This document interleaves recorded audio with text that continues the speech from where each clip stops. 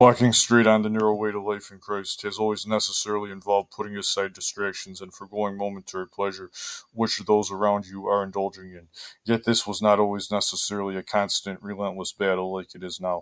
It was always the case that being confronted with religious deception was inevitable, yet being constantly bombarded with religious deception has not always been normal.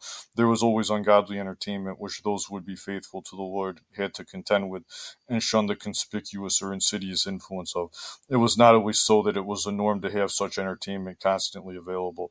It was always the case that one had to recognize and renounce corrupt societal norms which are out of line with biblical truth. It was not always the case that such things permeated virtually every aspect of society and abounded to the extent which they do today. And that is also true of the segments of society which are labeled as Christian. People have always had carnal cravings which have tempted them to give themselves over to instant satisfaction and the gratification of their own egos. Yet it has not always been the norm for people to be able to have these demands fed and allowed to grow, as is the case today. Immodesty and seduction have always operated to some extent in certain ways on every level of society.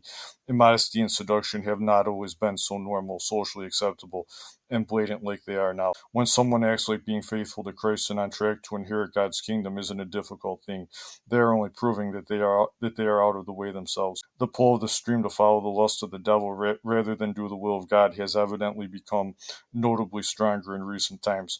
The main reason for that increased strength is the internet. I mean, what the internet has become and the internet's accessibility to most people. The internet provides a near constant distraction, and through the internet, we also have such a large sample of all the temptation the devil could ever dream of throwing at us, along with a mountain of reasons, that is, lies and poor excuses, from a multitude of sources, coming from a multitude of angles, to not really die to sin and self to follow the real Jesus who upholds the Bible from Genesis to Revelation. There really is a vicious spiritual war for your soul. Your eternity really is at stake. Jesus' promise in John 8:51 remains, "Verily, verily I say unto you, if a man keep my saying, he shall never see death."